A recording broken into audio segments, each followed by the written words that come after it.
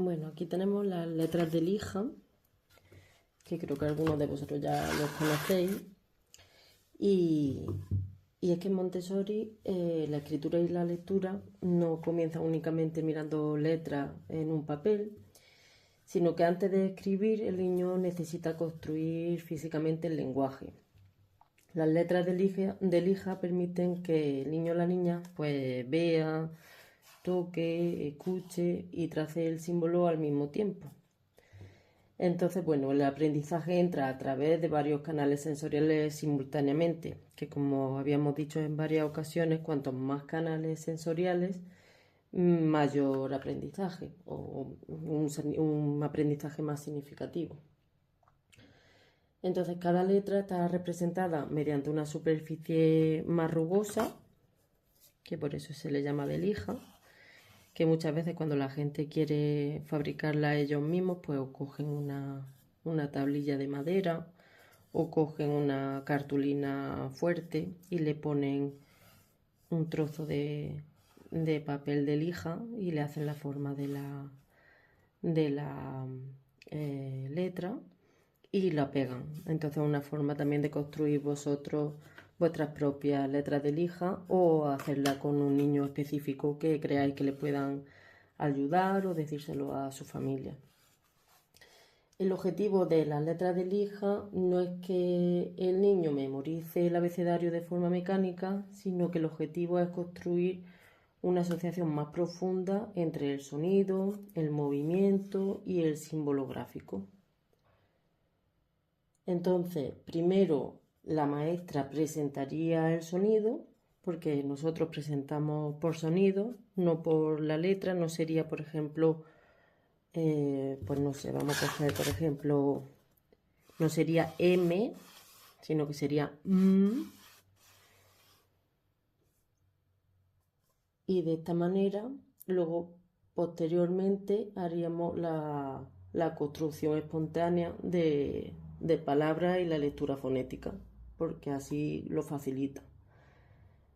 Luego la letra se recorre siguiendo la misma dirección que posteriormente se utiliza en la escritura, y el niño pues no solamente observa la forma, sino que la construye mediante el movimiento. Entonces, si vemos que hace otro movimiento, siempre intentar repetírselo, ¿no? En vez de, a lo mejor no decirle para, empieza por aquí, sino hacérselo de manera amable, fíjate otra vez y empezamos por aquí, ¿no?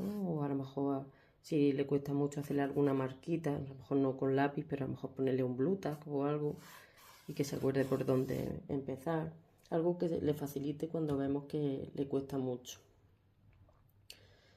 Y bueno, al final la neurociencia del aprendizaje motor muestra que el movimiento y la experiencia multisensorial pues facilita la consolidación de nuevos aprendizajes. Entonces el niño y la niña no aprende únicamente viendo, sino que aprende actuando por el movimiento, ¿vale? Entonces nosotros utilizamos, sobre todo en infantil, pero también en primaria, en los primeros años, utilizamos lo que se llama los 3 tiempos, que la presentación de 3 tiempos puede realizarse con los niños dándole, por ejemplo, no sé, imagínate tres letras. Entonces, una primera parte sería nombrárselas. Pues entonces le diríamos en esa primera parte, esta es M, esta es O, esta es D.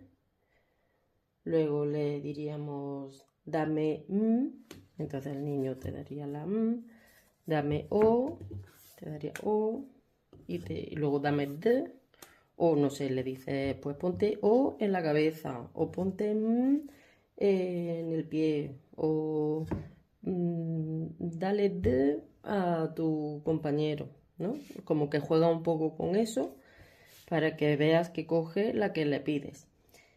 Y luego ya el tercer periodo sería que tú se la señalas y te tiene que verbalizar cuál es, ¿vale? Entonces, ¿cuál es esta? ¿Esta qué es? Entonces te dice el niño, Entonces cuando te la verbaliza es que si ha hecho los 3 tiempos bien, es que la tiene interiorizada. Si vemos que, pues no sé, le dice esto es y el niño te repite, esto es Si el segundo periodo que le dices dame y en vez de te da o, entonces tienes que volver atrás, ¿vale? Entonces volverías, esta es o, esta es d, ¿vale? Y entonces si ves que no la pillas en ese momento, pues vuelve a presentársela de otra forma. Entonces los 3 periodos serían eso.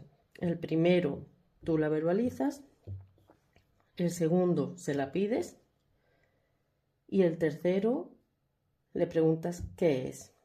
¿Qué es esta? El niño te tiene que verbalizar. ¿Qué es esto?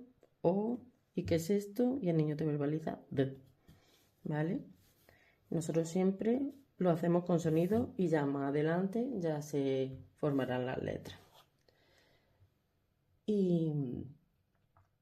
Y bueno, siempre se cree esto que es como o sea, se asocia principalmente a educación infantil, a un material de educación infantil, pero este material también puede pues, resultar muy valioso en los primeros cursos de primaria, especialmente con alumnado que presenta dificultades en el proceso de lectoescritura, porque en muchas ocasiones algunos niños llegan a primaria sin haber consolidado pues, completamente la relación entre sonidos, símbolos, la dirección del trazado y a veces pues, la conciencia fonológica.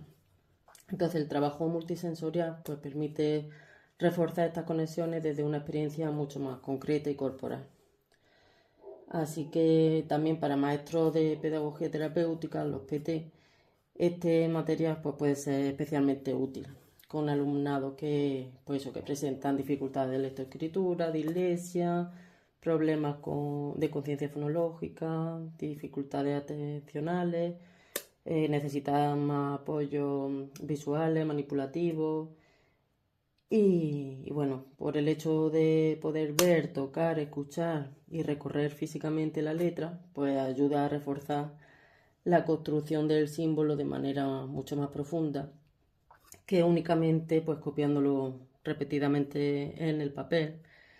Yo también muchas veces lo que hago es que si a lo mejor tengo que hacer una intervención o algo, pues igualmente también después de que lo sientan y tal, pues también con arcilla o con plastilina, otro tipo o con la harina, que también la hagan, después de tocarla aquí, que la hagan en harina, o con la plastilina, que le hagan su forma, y entonces como un refuerzo de la misma textura que estamos haciendo.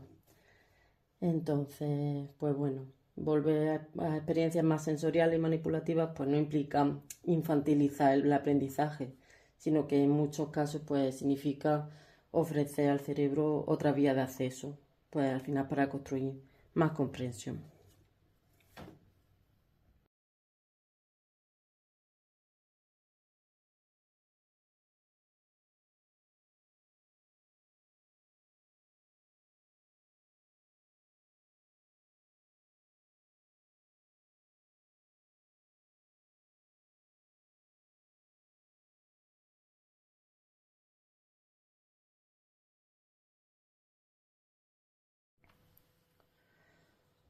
Bueno, en Montessori la gramática no se introduce únicamente desde la memorización de definiciones o análisis sintáctico, sino que antes de escribir funciones gramaticales en papel, el niño o la niña necesita construir imágenes mentales claras sobre las funciones o sea, cómo funciona el lenguaje.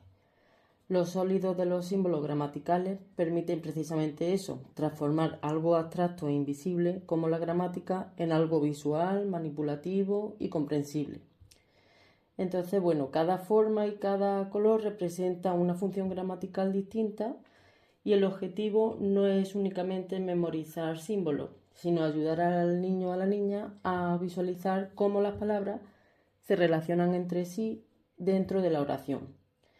Entonces tenemos, por ejemplo, el nombre, que está representado por una pirámide, un triángulo negro, Y es grande, estable y sólido y representa aquello que existe, pues personas, objetos, lugares, conceptos.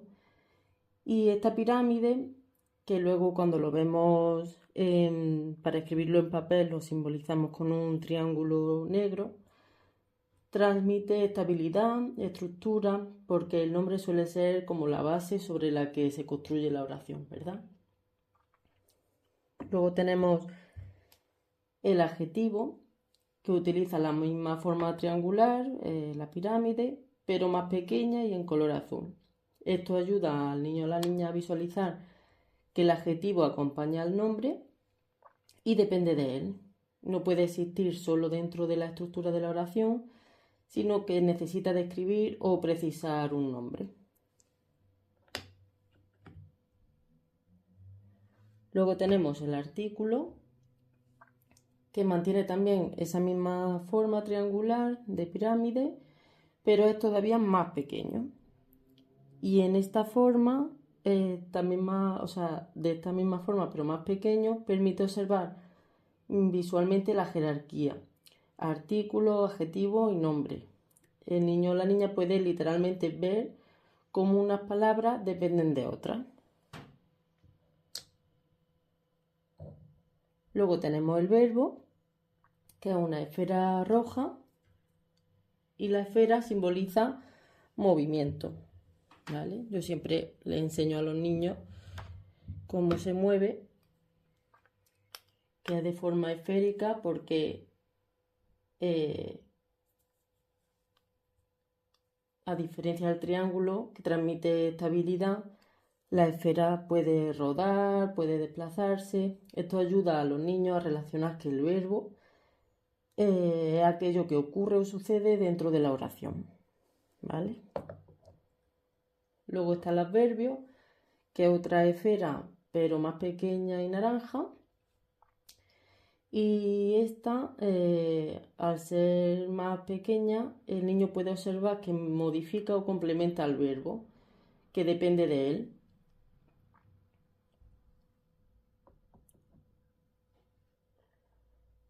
Luego la preposición y conjunción.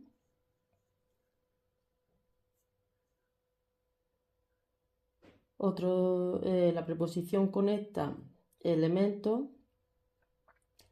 Aquí la geometría vuelve a utilizarse como para representar relaciones lingüísticas invisibles, pues como que conecta, ¿vale? Como que es un puente que conecta una cosa con la otra.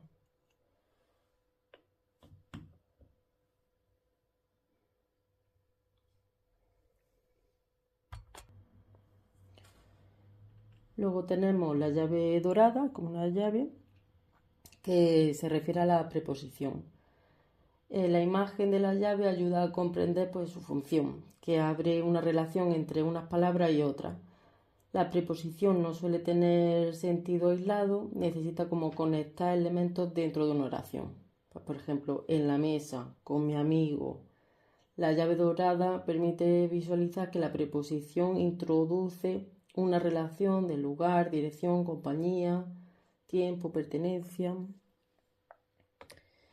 Y luego nos queda también la pirámide morada, que es el pronombre que se presenta con esta pirámide morada y su función es sustituir al nombre o ocupar su lugar, que por eso, aunque no es un nombre, puede aparecer donde normalmente estaría el nombre. En lugar de decir a lo mejor María corre, podemos decir ella corre. Entonces la pirámide morada ayuda a visualizar que el pronombre toma el lugar del nombre dentro de la estructura de la oración. Y ya por último nos queda como este rectángulo, que es el que representa la conjunción. Su función es unir palabras, grupos de palabras u oraciones. Pues, por ejemplo, María y Juan, quiero ir pero no puedo, estudio porque tengo examen. El rectángulo rosa ayuda a visualizar esa función de unión, conecta elementos dentro del lenguaje y permite construir estructuras más complejas. Estos serían los sólidos gramaticales. que luego los tenemos en 2D también para utilizarlos cuando trabajamos en papel. Tenemos estas mismas formas. Pues por ejemplo, la esfera con con un círculo, la llave con el triángulo con la pirámide morada,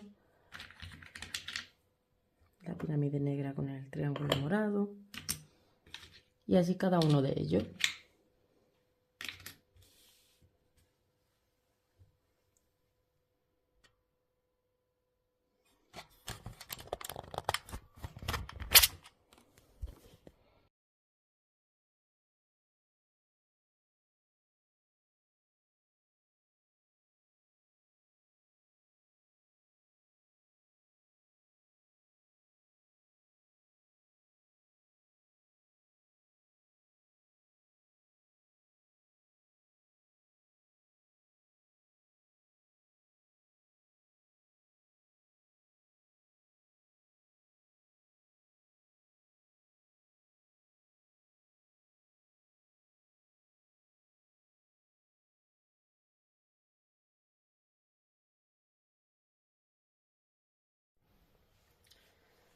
En este caso utilizamos un pequeño fragmento de Antonio Machado, La primavera ha venido y nadie sabe cómo ha sido. Cada símbolo representa una función dentro del lenguaje.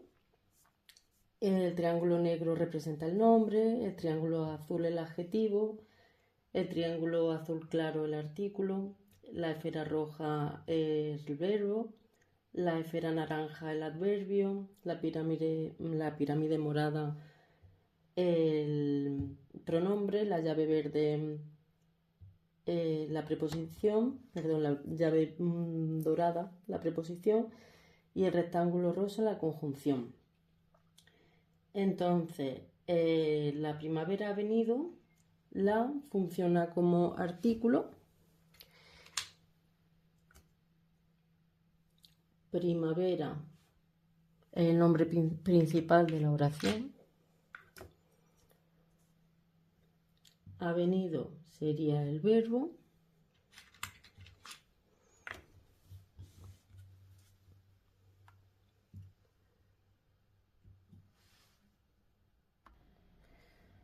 Nadie sustituye a una persona o sujeto indeterminado, por eso utilizamos el símbolo del pronombre, que sería la pirámide, en este caso el triángulo morado.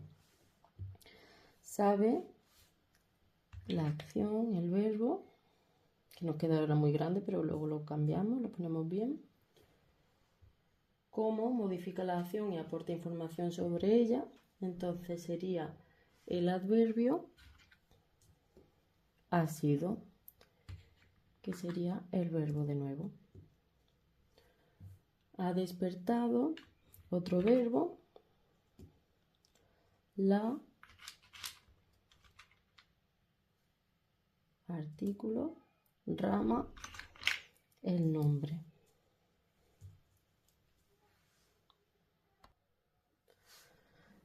La conjunción une estructura. Almendro funciona como nombre principal. Bueno, y él, que sería el artículo. Y ha florecido sería el verbo. ¿Vale? Entonces, ahora lo que hacemos es que lo sustituimos con esta, tenemos una regleta, ¿vale? Que vienen todos los símbolos para trazarlo en nuestro papel, para que así para los niños sea más fácil. Entonces vienen aquí cada uno de los símbolos y empezamos a sustituirlo. Pues aquí tenemos el artículo.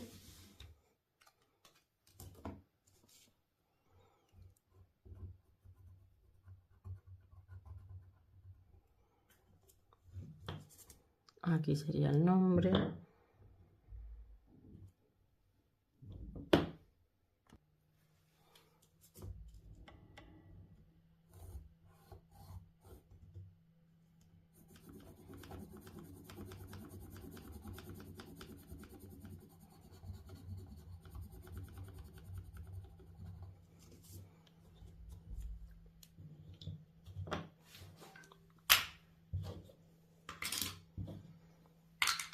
el verbo,